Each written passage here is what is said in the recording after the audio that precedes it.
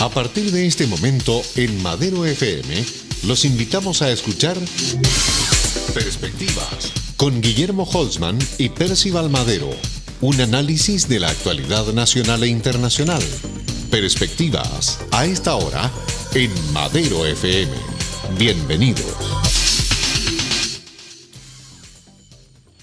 Distinguidos auditores y televidentes, seguimos con este ciclo de programas en perspectiva y con nuestro distinguido invitado, un hombre que se ha destacado en los últimos 3 décadas por estarnos mostrando antecedentes y análisis de este convulsionado mundo de la perspectiva del poder, de cómo se mueven las fuerzas, y es un destacadísimo analista entre los más importantes del país. Guillermo Holzman Pérez, un distinguido ariqueño, hijo de la Escuela de Minas de Copiapó. Así es. ¿Ya? Y de la Universidad de Chile, de la Universidad de la Escuela o del Departamento de Ciencias Políticas de la Universidad de Chile, ¿no? Así es. ¿Qué tal, Percival? Un agrado nuevamente estar contigo y poder compartir en estas perspectivas políticas que la verdad cada vez son más necesarias para poder entender en qué estamos, tanto en lo nacional como en lo internacional. Así es. Mira, estamos viendo en esta perspectiva el cómo se está, configurando los procesos con cara al balotaje. En las perspectivas anteriores hemos tocado situaciones coyunturales y hoy día nos toca una muy especial en vista de que una parte importante del sector pro izquierda, por decirlo de alguna manera, que me refiero al Frente Amplio, ha declarado, en libertad de acción a sus seguidores, más de 1.200.000 votos, digamos. ¿A tu juicio eso va a afectar o no va a afectar a Guillier en su campaña o va a mantener un punto incierto sobre esto? Lo que hemos visto en esta primera quincena de diciembre y a pocos días ya de la elección probablemente tal es que lo señalado por el Frente Amplio es coherente primero con los postulados que ellos tienen. Ellos desean un cambio profundo del sistema, a ese proceso ellos le llaman transformación, o sea, quieren transformar todo el sistema y en esa perspectiva las declaraciones que hacen a principios de diciembre, o sea, los primeros días, finales de noviembre, principios de diciembre, en términos de primero establecer que sus objetivos se mantienen y que no es responsabilidad de ellos endosar apoyos a ningún candidato, obviamente menos a Piñera, y que le corresponderá a Guillier mirar cómo de alguna forma puede ir a conquistar esos votos del Frente Amplio, casi más de 1.200.000 votos. Y eso es una posición política e incluso ideológica, yo diría muy adecuada e inteligente en términos de decirle a Guillier y a la Fuerza por la Mayoría que si quiere votos tiene que hacer propuestas mucho más concretas y que le significa tomar las banderas que ha estado enarbolando el Frente Amplio. Y eso se traduce en no más AFP, se traduce en una educación gratuita y de calidad, sin lucro, se traduce en una disminución de la dieta de los parlamentarios, una serie de iniciativas que a los oídos de mucha gente son de sentido común. Lo segundo que hace el Frente Amplio es mostrar, o sea, decir y actuar en términos de que ellos no desean un cogobierno, no desean cargos políticos, no desean una serie de cosas. No obstante, ellos sí ocuparon cargos políticos en el gobierno de Bachelet, sí estuvieron de asesores en varias partes y sí tienen responsabilidad en términos de contenidos de varias reformas estructurales que se han discutido en los últimos 4 años. En consecuencia, hay una suerte de discurso que le viene muy bien y que interpreta mucha gente en términos de la crítica a cómo funciona el establishment político en este país. Y ese voto es muy líquido. Entonces, el apoyo obtenido por el Frente Amplio no solamente lo ha sorprendido a ellos en su minuto, sino que también ahora tienen que administrarlo. Y lo están administrando en virtud de sus objetivos estratégicos a largo plazo. ¿Cuál es ese? Llegar al poder, en este caso el 2022, ya no el 2026, como estaba inicialmente propuesto por ellos mismos, y para poder hacer esta transformación que ellos han señalado. Ahora, este porcentaje es similar en características al que obtuvo en su momento Marco Enrique Jominami el año 2009, y también sacó un 20%, digamos, y esa y esa votación también se fue como diluyendo hasta llegar a un 5% de esta última elección. Obviamente, Ominami, por el régimen que había en ese tiempo, que era el binominal, no pudo tener parlamentario, pero hoy día, ¿cómo aprecias tú, o hay alguna similitud? Porque en el fondo es a quién se va a culpar finalmente y cuál es el costo político de que, por ejemplo, para el mismo Frente Amplio que salga, por ejemplo, un Piñera presidente. A ver, yo diría, primero hagamos la diferencia. Si bien es cierto coinciden las cifras respecto al 20%, el cuerpo electoral, los quienes van a votar, tiene una diferente composición. Es decir, ha aumentado la cantidad de gente con derecho a voto, porque ha cumplido 18 años, pero también tener presente que Frente Amplio es una agrupación, porque ni siquiera alcanza a coalición, es una agrupación de movimientos y partidos políticos que le han dado forma a un Frente Amplio, ¿ya?, en la idea de generar un espacio de integración de distintas sensibilidades, que muchas de ellas podrían establecerse dentro de lo que es la izquierda. También hay liberales dentro de eso, liberales, yo diría, especiales dentro de lo que es este Frente Amplio. Por lo tanto, la primera diferencia es que el Frente Amplio no es comparable con Marco Enrique Ominami. A Marco Enrique Ominami, cuando se presenta como candidato, se presenta a él como líder de un partido. O sea, era Marco Enrique Ominami y su partido. Acá tenemos a Beatriz Sánchez y 14 partidos y movimientos. Por lo tanto, acá hay una funcionalidad y una instalación de imagen y de figuras que sirven a un objetivo más estratégico. Por lo tanto, yo diría no hay necesariamente no son similares, no obstante que los porcentajes de alguna forma lo representan. El tema de los porcentajes y la coincidencia de porcentajes más bien se explica por la cultura política de Chile. Es decir, pero cuyo contenido es distinto. No es que los votos de Marco Enrique Ominami de aquella vez estén, trasvasijando a Frente Amplio. No, aquí hay contenido distinto y un electorado diferente, que da cuenta también de una cultura política y de historia electoral de nuestro país. Cuando Marco Enrique Ominami hacía el otro día el respaldo explícito a Guillier, llamaba a Sánchez a no cometer el mismo error. Y yo creo que tal vez esto en política, no sé cuán podría ser las consecuencias de que Piñera llegue al poder por no haber tenido un apoyo tan explícito del Frente Amplio. En ese ámbito, ¿no te parece a ti, Guillermo, que eso podría generar también una suerte del futuro que se explica el Frente Amplio en la mirada de que Piñera va a ser eventualmente, si fuera presidente eventualmente, pero también en la posibilidad que a las nuevas jornadas de la derecha, fundamentalmente a la derecha social, le dé otros espacios para conducir o seguir el mismo gobierno de Piñera, y por esta razón el Frente Amplio demorará su llegada o se disolviera en el camino? Yo diría que el Frente Amplio hoy día está frente a la disyuntiva de creer que todo esto es cierto y es sólido, y que le permite adelantar los tiempos para poder llegar al poder y entrar a esta etapa de transformación.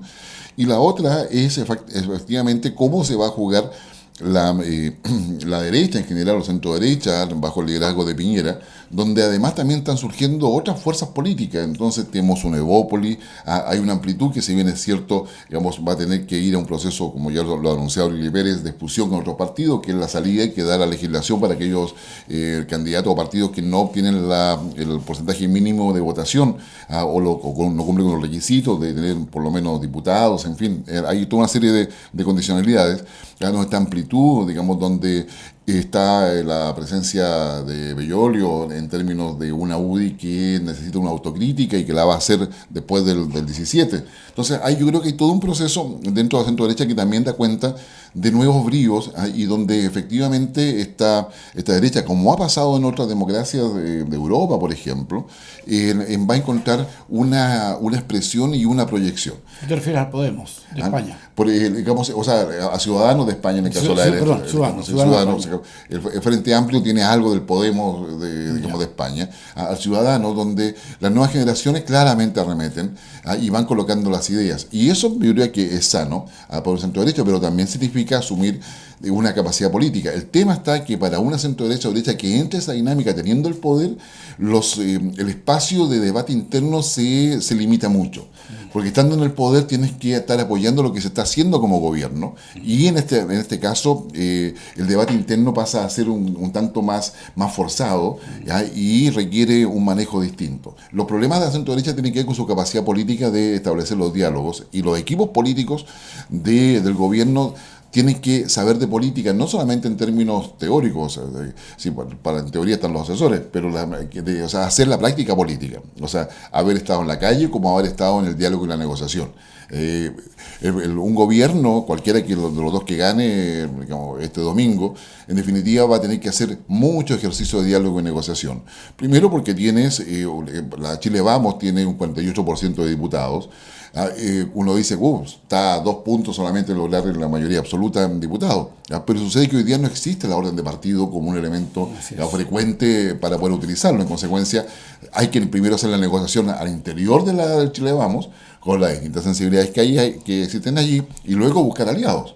Pero a su vez al frente, y eso es lo que le interesa al Frente Amplio, está un Frente Amplio que frente a ideas, es decir, digamos, va a ser la pregunta, yo me imagino, Frente Amplio, este proyecto, ¿disminuye el lucro o no disminuye el lucro? ¿Ya? Este proyecto protege al empresario o no protege al empresario.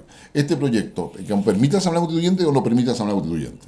O sea, de hecho, todo el debate que se ha producido estos días respecto a la reforma constitucional presentada por el gobierno para poder permitir, ¿no es cierto?, que se haga una Asamblea Constituyente, digamos, es parte de de todas las concesiones para poder modificar justamente este escenario, y ahí es donde Piñera tiene, yo diría, una gran oportunidad y una gran responsabilidad además. Ahora, porque también se establece así como criterio general, digamos, que da la impresión que también el Frente Amplio está jugando otras variables en esto, o sea, más como lo señalabas, es cuáles son las derivadas de esta decisión de ellos, para ver cómo se articula esta nueva izquierda, por decirlo de alguna manera, y cómo, teniendo esta izquierda del Frente Amplio también liberales en su integración, digamos, cómo va a ser el manejo del poder, porque yo creo que ellos tienen una gran posibilidad de manejar el poder de tal manera que los votos que requiera, por ejemplo, un gobierno de la izquierda, de Guilherme eventualmente, va a tener que negociar con ellos digamos, la discusión o la aprobación de algunas leyes, y eso va a significar también todo un manejo de cara a que ellos quieren ser, digamos, de alguna manera, los que representan la nueva izquierda para la votación del año 2022 o 2021. En el Frente Amplio, yo diría, es una minoría. Sí. Y yo creo que eso es importante tenerlo en claro, porque pareciera de repente que estamos hablando está la imagen de que el Frente Amplio es una mayoría. Pero es una minoría en virtud probablemente del padrón electoral, que es un 10% del padrón, pero eso tuvo 20 puntos y 23 estuvo Guilherme. Yo creo que la diferencia entre puntaje, entre votación, es muy cercana, por lo tanto están muy cerca ellos digamos, de convertirse en los representantes de la izquierda chilena. Claro, pero con la diferencia que el Frente Amplio existe a raíz de las debilidades, tanto en propuestas como en ideas y en debate de la propia nueva mayoría y de la propia derecha. Es decir, ellos, el Frente Amplio, se instala como un crítico a la forma de hacer política, a la forma de hacer política tradicional de estos partidos. ¿Al sistema? Al sistema completo. Es decir, acá se requiere reconocer que los partidos políticos tradicionales que nos han acompañado durante parte de los años 12, con el Partido Comunista, del año 1912 en adelante, y todos los que han venido posteriormente, en definitiva, tienen agotada su forma de hacer política. Y eso no solamente ha pasado en Chile, no es un proceso solamente de Chile, es un proceso que ha pasado en otros países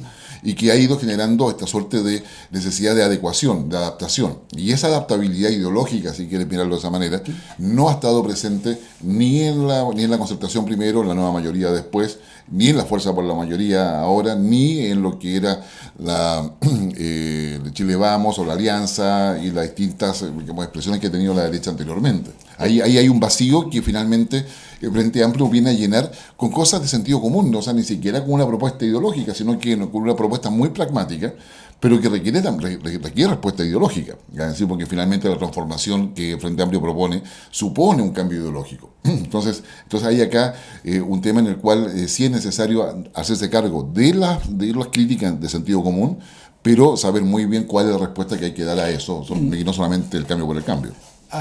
Pero aquí también hay un papel que con este cara del balotaje que estamos analizando, de quién finalmente va a ser el presidente, si Guilherme Piñera, También hay una parte importante que definir y que no hemos tocado todavía, que tiene que ver con la instancia o con hoy día yo, con el peso específico que da los resultados para ocupar hoy día la democracia cristiana, que tiene también un porcentaje de votación de parlamentarios, un 11%, pero su candidato presidencial sacó casi un 6%. Entonces, también hay una disminución de las capacidades de negociación. Van a tu juicio, ¿cómo ellos van a permear? Porque también requieren la votación de una parte importante de la democracia cristiana para llegar al poder Guillier, digamos, y eso parece que no está todavía lo suficientemente claro. No está lo suficientemente claro. Hay apoyo parlamentario para Guillier, hay apoyo al que representan votos que conforme la circunscripción o distrito de que se trate. Y en esa perspectiva, la democracia cristiana o sea, claramente va a ir dividida, no obstante las declaraciones que se han hecho, va a ir dividida. Y la democracia cristiana es otro partido que después del 17 va a tener que entrar a todo un proceso de redefinición respecto a cómo va a quedar. Y en ese sentido es la marca un poco, quién se queda con el timbre de la democracia cristiana. La democracia cristiana ya tuvo escisiones o divisiones en el pasado. Cada vez que la democracia cristiana se ha enfrentado a un dilema con la izquierda, finalmente termina en una división. Eso pasó con la izquierda cristiana en su minuto, pasó con el MAPU. Sí. No significa que pase ahora, pero claramente está en una crisis en la cual tiene que volver a tomar su identidad. En aquellos años, cuando surge izquierda cristiana y MAPU, el tema de la identidad no estaba en cuestión, estaba el tema de la estrategia, que era una cosa distinta en el compromiso social cristiano que en aquellos años se discutía. Ahora pareciera ser que eso, no sé si está lo suficientemente tomado, pero me da la impresión por los analistas que hemos estado leyendo de fuente cerrada, de fuente abierta, aparece también como digamos, como que se menosprecia todavía el poder que tiene la democracia cristiana, porque claramente puede ser también un obstáculo muy importante a cualquier gobierno, digamos, al de Piñera o al de Guillier, digamos. Sí, sin duda. Y dicho de otra manera, lo mismo que estás diciendo tú, nuestra democracia se transformó en una democracia de minorías. No tenemos democracia de mayorías. Y hace rato que no la tenemos. ¿Eso por el efecto del término del binominal? No, viene de antes. Es decir, o sea, primero por el tema del grado de participación de la gente en las elecciones. Todos los presidentes, yo diría de Bachelet, incluso Lago me atrevería a decir, pero Bachelet con certeza en adelante, el primer gobierno de Bachelet en adelante, todos los presidentes han sido electos con casi un tercio del padrón electoral. Es decir, ninguno realmente ha obtenido más de un 50% del padrón, ha obtenido más del 50% de todos quienes fueron a votar. Exacto. Pero no del padrón electoral. O sea, pensemos que en esta primera vuelta votó un 46% del padrón. Es decir, y la gran discusión es si acaso esta segunda vuelta va a votar menos, que sería la tendencia natural, o van a votar más gente, así que logran prender justamente en términos de colocar esta elección como una suerte de la caída al abismo o no caída al abismo. Es decir, digamos que va a depender mucho de eso. Pero yo diría, hoy día, eso es una minoría, por lo tanto, las minorías, ¿cuáles son las características o el comportamiento de las minorías cuando están en política? Generar, primero, ser indispensables para cualquier negociación porque son indispensables para lograr acuerdos. Lo segundo es que las minorías generan y desarrollan una capacidad de chantaje. ¿Ya? Chantaje. Ya lo hemos visto en el Congreso todos estos años con los independientes. Los independientes que parecía que están solos, que no están en ninguna bancada, en ninguna cosa, pero sucede que son los más férreos negociadores cuando se requiere su voto. Entonces consiguen cosas que las bancadas completas no pueden conseguir, ellos sí la consiguen por un voto. Ahora, eso mismo de que este factor, que es bastante predictor, que van a haber grandes negociaciones o tal vez claramente suspensiones por años de proyectos para verlo, porque no están los votos para verlo, para aprobarlo, ¿cómo apunta eso a la realidad de país que todos queremos avanzar? Porque podríamos tener una escalada de chantajes mutuos que al final no se gobiernen. Claro, es que ahí va a depender, y ahí los países de América Latina tienen mayor debilidad y Chile no escapa a eso, en términos de que los programas de gobierno se transforman en la mirada estratégica del país. Entonces, esa mirada estratégica del país, que está asociada a ese programa de gobierno, cambio se modifica cada 4 años. Entonces, podemos discutir si acaso correspondiente a la reelección o no, podemos discutir si acaso el voto obligatorio aumentaría la participación, pero eso es estar como tratar de ver el tema del sofá, ¿no es cierto, Donoto? Exacto. Porque el problema acá tiene que ver con que no hay una estrategia que pueda ser asumida por todos en un largo plazo. Y que de alguna forma evite esta suerte de transformaciones completas o complejas, y ahí la comprensión de dónde está Chile del mundo y qué cosa está pasando en el mundo pasa a ser como, fundamental. O sea, todavía se piensa que Chile es una isla como dentro del mundo o que el mundo gira alrededor de Chile muchas veces, por colocar términos quizás más exagerados, ¿no? Sí. Pero no es así, es decir, mira, en un mundo, y creo que lo hemos señalado en otra oportunidad, en un mundo hoy día en siglo XXI, donde un país comunista como China se declara capitalista, te debe indicar que algo cambió. Claro. O sea, no hay nada en el siglo XX que declare que un país comunista puede ser capitalista. Sí. Bueno, ahí lo tienes, se llama China. Así es. Ahora, en el efecto, Guillermo, que todo esto da para, digamos, viendo que aquí viene el barotaje, pero una cosa más profunda y de más largo plazo, digamos, de mirada convergente, que es deseable en la política, digamos, es ¿qué falta o qué nos falta para corregir nuestros problemas? Porque en el fondo tenemos todavía probablemente una ley electoral lo suficientemente liviana para poder generar más consenso, más transparencia respecto a quiénes van a integrar los padrones, digamos, los padrones de candidatos a parlamentarios, a autoridades. Tenemos todavía falla la transparencia respecto a eso. No sabemos finalmente cómo el Estado se va a obligar a los parlamentarios, a las autoridades a estar mostrando digamos, el uso de sus recursos, por ejemplo. Son autoridades que son canceladas con fondos de todos. Entonces, ¿qué falta para eso? Porque da la impresión que los liderazgos hoy día apuntan más bien a las necesidades estratégicas de los partidos políticos más que de las necesidades de Chile, fundamentalmente. Bueno, es que yo creo que cuando tú no tienes esa mirada estratégica, claramente el juego del poder en el corto plazo es lo que manda. En consecuencia, ese juego del poder significa quién gobierna, cómo yo distribuyo el poder dentro de lo que me apoyan, de qué manera trato de imponerme en toda la estructura del Estado para poder hacer mi modelo, mi programa de gobierno. Y eso nos está llevando a problemas serios. Los 4 primeros niveles decisionales del Estado, donde se deciden las cosas, pero además están los espacios para la implementación de políticas públicas, están dentro de la distribución política del gobierno de turno. ¿Ya? Y por lo tanto no tenemos una alta burocracia que mantenga los esfuerzos en el mediano plazo, largo plazo. No obstante, las ideas están, los programas están, las planificaciones están. Es decir, no es que los ministerios no hagan nada, sino por el contrario, el tema es cómo se produce esa conducción. Hoy día, todo este establishment ha sido cuestionado justamente por lo que tú dices, por la falta de transparencia, por la falta de credibilidad, por la forma de hacer política escondida, digamos, de espalda a la ciudadanía. Los financiamientos. Claro, los financiamientos de la política. Entonces, hay una serie de elementos que hoy día son cuestionados y que para el ciudadano sigue, digamos, razatabla, claro, como tabla rasa, son cuestiones mínimas, son de sentido común. O sea, no requiere eso. O sea, yo no voy a defender a alguien que es poco transparente, independientemente que sea izquierda o derecha. Es decir, no tengo por qué defenderlo en virtud, como es de derecha, está bien, no digo nada, pero si fuera de izquierda o al revés, claro, como de izquierda no digo nada. ¿Cómo se ha hecho esa suerte de defensa corporativa? Hoy día el sentido común del ciudadano es mucho más crítico. Es decir, si va a hacer las cosas, hágala. Y si comete errores, reconózcalo. Y si lo ha reconocido y me demuestra que está actuando bien ahora, me parece. Eso es coherencia. Entonces, lo que le están pidiendo hoy día a los políticos, al comportamiento de establishment, es esa coherencia en el actuar. Y es de eso que eso hoy día demostró que cuando un candidato lo muestra y lo dice y lo demuestra y lo da a entender y así es creíble, genera votos.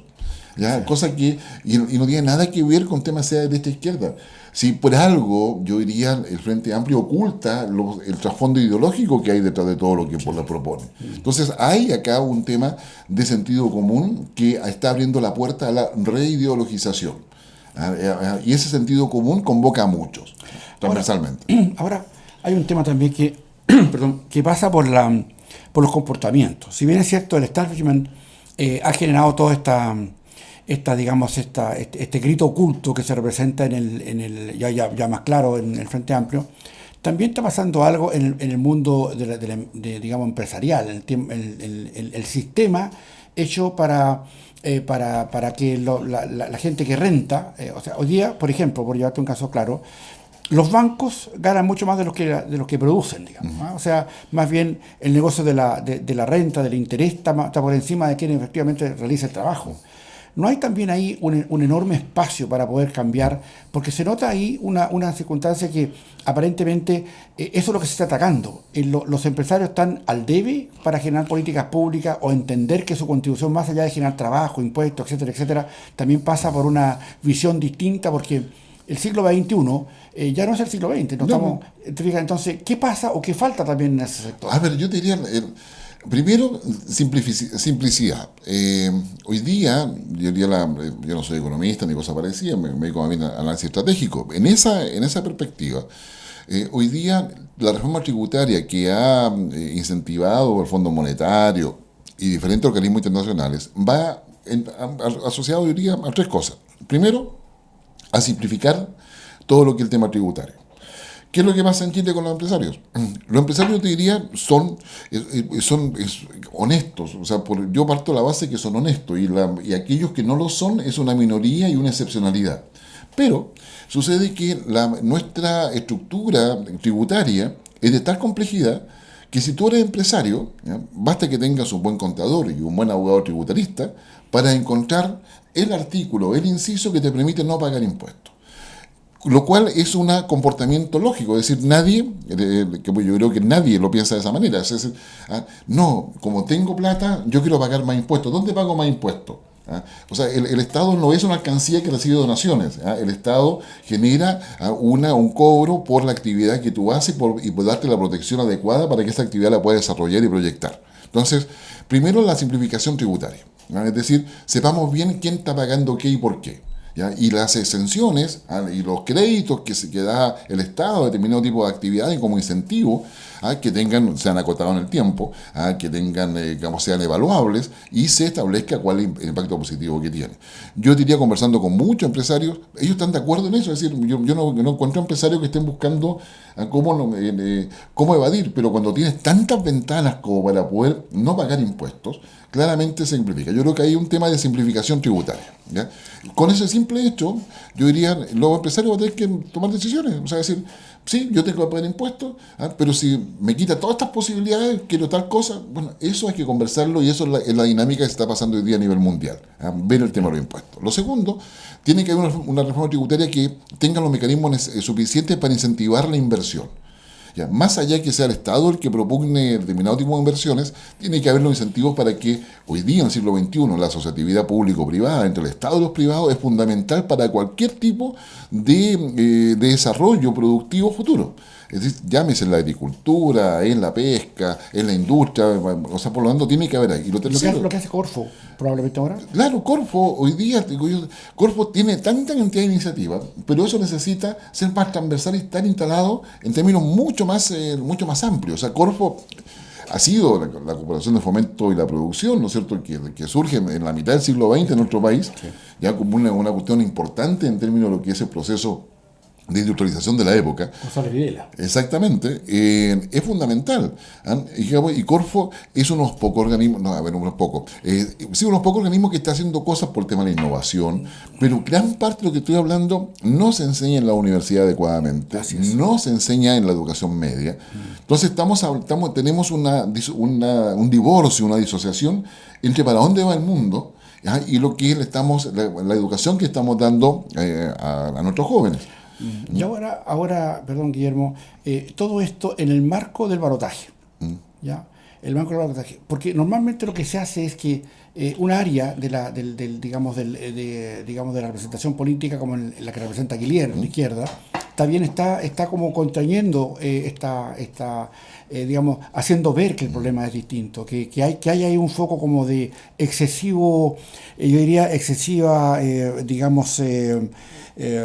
uso del sistema para reproducir el sistema, y no hay también posibilidades de poder generar y abrirse a una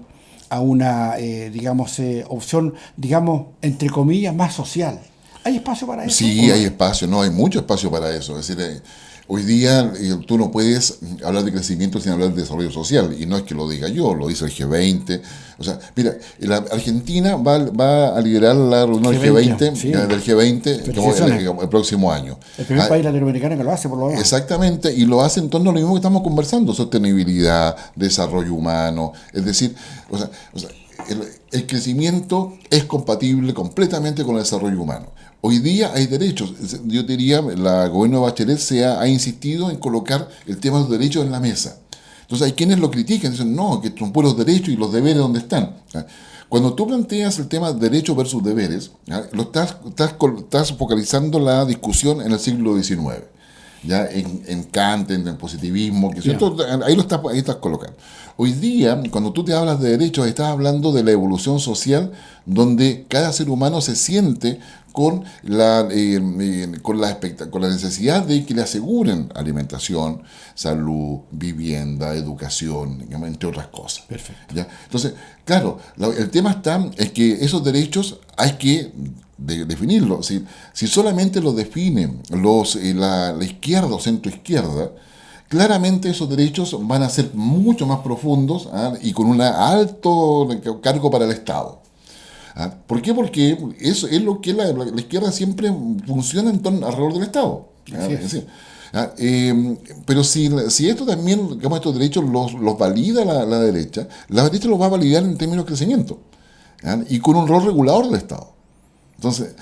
Entonces eso permitiría, por ejemplo, lo que tú me dices, o sea, una derecha que reconozca los derechos, que lo amplíe incluso, pero que tenga un regulador para que la ISAPRE haga lo que tiene que hacer, sin negarle la utilidad ni cosa parecida. Sí. Pero eso significa un régimen tributario concreto, para poder evitar y regular bien la integración vertical, que es uno de los temas que tenemos en Chile. Así es, también, que hay una parte de un abuso ahí. Por eso te digo, entonces, pero esa regulación, la derecha tiene que hacerse cargo, una derecha del siglo XXI tiene que hacerse cargo de eso, no para negar la utilidad, sino que para que tengan una buena utilidad, pero además un buen servicio para la ciudadanía y la sociedad.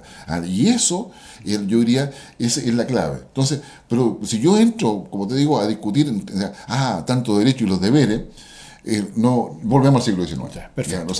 Y eso hay que ver un poco lo que están discutiendo los organismos internacionales, todo. Hay un alineamiento respecto a lo que te digo. Un temazo que da para mucho tiempo y para varios programas más, distinguido Guillermo. Ya estamos llegando a nuestro final de cara a lo que va a ser un análisis de lo prospectivo, de lo que podría ocurrir en los eventos de esta elección presidencial que se nos avecina, y esperamos que estas ideas que ha manifestado Guillermo, que hemos conversado aquí en Perspectiva, sirvan para usted, distinguido televidente, distinguido auditor, para que tome las medidas o decisiones que usted estime más pertinentes y convenientes para usted y para nuestro país. Sí, Guillermo. Y vaya a votar, por favor. Y que vamos a votar.